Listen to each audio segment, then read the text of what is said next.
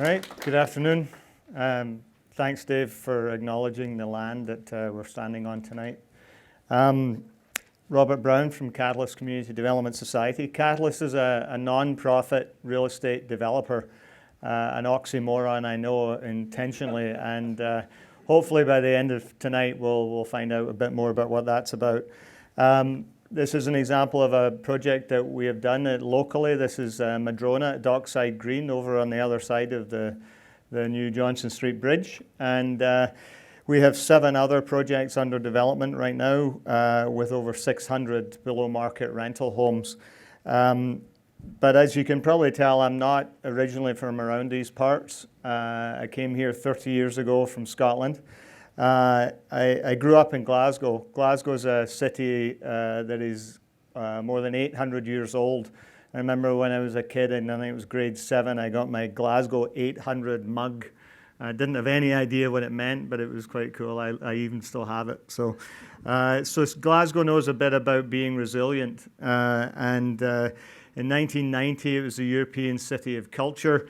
It's got amazing architecture. It's got an amazing arts and music scene. No, not the Bay City Rollers. They're actually from Edinburgh, so we make no claim on them whatsoever. Glasgow is also full of amazing, friendly, and creative people that are always up for a laugh. So, but unfortunately, Glasgow also has a long history of dire poverty, poor health, and violence. Even today, if you're a male living in Glasgow, your life expectancy is 71 years old. That's a full 10 years less than if you live in a city in Canada. And if you have a child in Glasgow, that child has a 45% chance of living in poverty. That's 2019 we're talking about. So a really tough city that has its challenges, but I'm not sharing these with you to shock you or to claim personal hardship. In fact, I lived in the nice part of Glasgow. There is actually one, and this isn't it. But I did I give you this as a background to the work that we're doing at Catalyst and why we created it. Really, in most cities in the world, including Victoria and Vancouver, if you take a strategic diversion around a few blocks of your downtown core, you can kid yourself that there is no poverty in the city that you're in. In Glasgow, you don't get that luxury. In Glasgow, there are satellite housing estates dotted around the peripheral of the city that accommodated the people that were displaced when they knocked down a lot of the inner city tenements and slums of Glasgow. Luckily now they've reversed that trend and are now rehabilitating those areas. But these communities these satellite housing communities, they house roughly 100,000 people each, dotted around the city.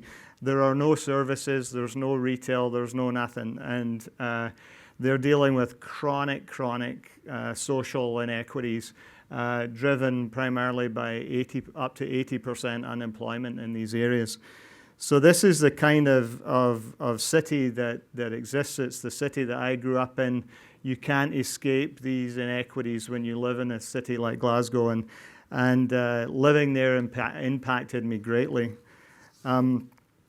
After I left high school, which I disliked intensely, hence the reason I didn't go to university, but I did start quite by accident working in real estate. I did all kinds of things. I did appraisals for mortgages. I did building inspections. I did leasing. I even sold houses at one point. And so it gave me a good sort of cross-section of experience. And after about 9 years of working in Glasgow, I moved to Vancouver in 1988 and started working in commercial real estate, in fact. And then I was lucky enough to be able to start doing my own real estate developments. This is an example of one called Coos Corner in the Strathcona area of Vancouver. Also, over the years, I volunteered for a number of nonprofits and helped run a youth club in Glasgow.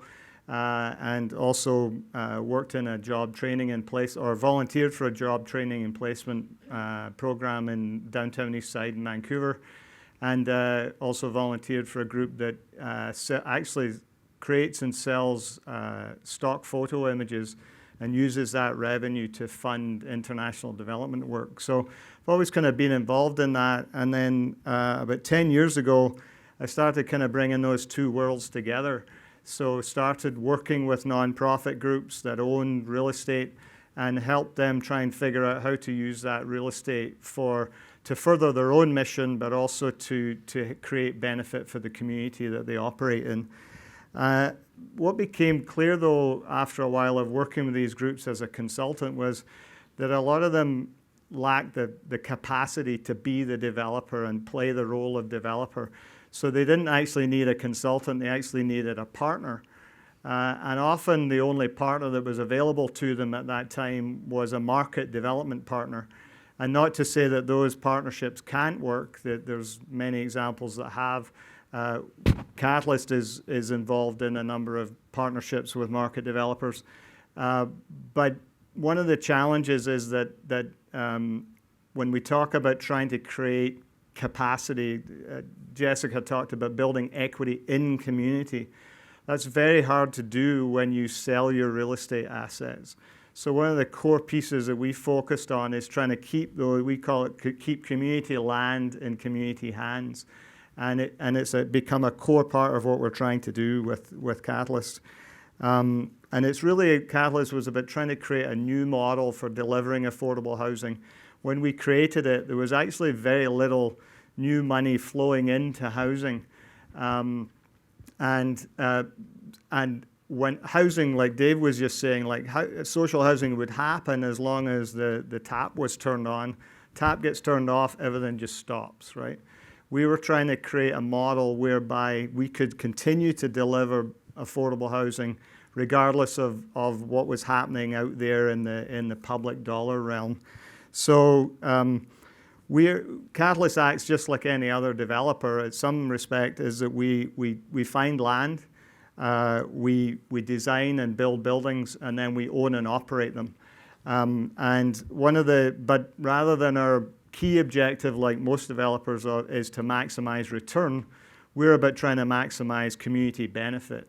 So it's the same model, but it just with a different objective.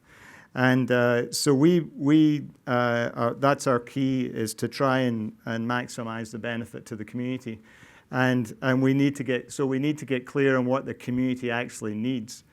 So it's just a brief graphic of kind of the different pieces that we try and piece together to make this model work. And we're basically, we do start with community needs. So we're saying, what is it the community that we're operating in needs? Often what it needs is, why we're here at this conference, is it needs safe and secure and affordable rental housing. And it also needs affordable spaces for community organizations to deliver their services. So we need spaces for daycares. We're working with a group in Richmond right now, and they have 3 or 4 different program spaces that are housed in buildings that have a 6-month demolition clause notice on them. So their owners of that building could say, here's your 6 months notice, see you later. How do you relocate a daycare in 6 months? Like, no chance. So it's a really important part of the work that we do and others are trying to do. And then often we identify what that need is, and then we identify community partners. So often that is in the form of nonprofits that already own assets, and they want to use those assets for their mission and for community benefit. It also includes municipalities. We have a number of projects whereby municipalities are putting in on the land, and when we develop and own and operate the building on that leased land. And we do a lot of work with churches as well that own an amazing amount of real estate. And then we do also do these partnerships with market developers, but we're looking for developers who have an obligation to provide affordable housing as part of their overall project. And then we step in and either provide that, we build and own and operate that housing, or we actually acquire those units once they're built from those developers.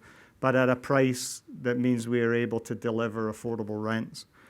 And the Dockside Green project was an example of that. So we also bring the development expertise to these projects, and we also bring in the equity that's needed, so the cash that's needed to make these things happen. But we bring that in from what we call mission-driven investors. So these are individuals and foundations who want to work to deliver affordable housing. And so we partner with them, we give them their money back, we give them a return, but it's a fair and reasonable return. And it's below market return because they want to help deliver that housing. And then we also work with a lot of what we call mission-driven lenders. So groups like Van City, and we've worked closely with BC Housing and CMHC, who are bringing this preferential terms on financing to help deliver the affordability. And then the last piece that we bring is that idea we want long-term ownership in these projects. So we have kind of skin in the game, and we bring that operational expertise. We're a long-term owner, and we also bring programming to that. For example, our Community Connections program, which is about connecting the tenants that live in our building, but also then connecting those tenants with the neighborhood that they live in. And really primarily to combat a lot of loneliness that is becoming a real issue in housing projects. So what do we mean when we say we need community, or we want healthy and resilient communities? Well, what we think we need to create that is healthy and resilient people. And one way to help do that and deliver that is to provide affordable and secure housing. I emphasize that second part because what we're finding in a lot of our projects is that the security of that housing and knowing that they're not going to be given notice because, my mother's moving in, so you have to leave your suite, or the incessant upward pressure on rents. But that security and stability is creating a significantly positive impact for people that live in that kind of housing. We even had somebody who moved into Madrona at Dockside Green, and they said it wasn't until we moved in here and we realized that we can stay here as long as we want, did they decide to start a family. So that's the kind of thing that happens if you can create stability for people in their lives. So the other thing is that we believe to create healthy and resilient communities is we need healthy and resilient community organizations. So like the groups that you're hearing from today, we need to create that. We've got an incredible nonprofit sector full of amazing, creative and talented people. We need to help them and we need to support them in doing that. And we need it to be done in a financially sustainable way. So helping organizations retain ownership of their assets is a way of delivering that financial sustainability. We know we need to keep these organizations accountable, but we don't want to overly control them. And we want to free them up from a lot of controls and a lot of bureaucracy, because they have a mission and they're legally obliged to deliver on that mission. So let's trust that rather than have a whole bunch of additional controls. So we're here today to talk about resilience.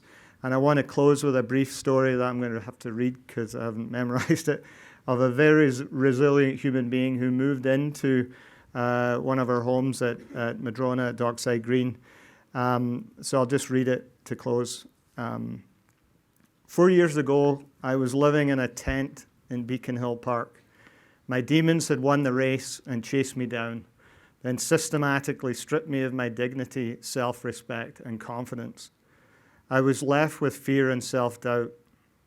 Every day I would go to Anawim House and a transition house and drop-in centre. They offered a free shower, free laundry, a free breakfast, and a hot lunch. I helped with chores by doing dishes and mopping floors, pretty much keeping to myself, afraid of rejection. After 3 months, I summoned the courage to ask Terry, the house executive director, to consider me for the residence program. Expecting rejection, I was floored when he gave me a hug and welcomed me with open arms.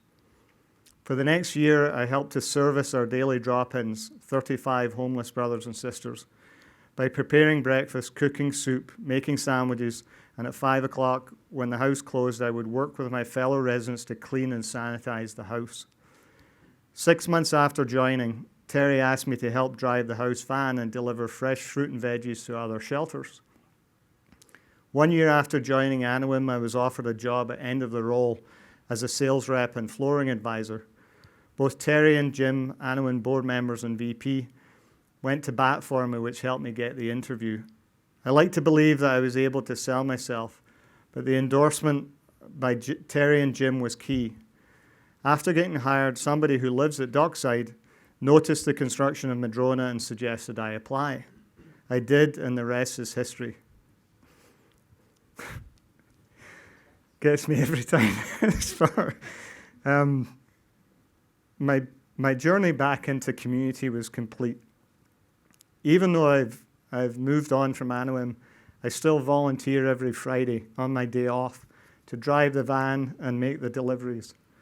I still have the scars of being homeless and still feel the intense anxiety of thinking no one cares. But it's organizations like Catalyst, Anawim House, and people like Terry and Jim that truly believe in community, that make a difference by offering people in need a helping hand. Thank you.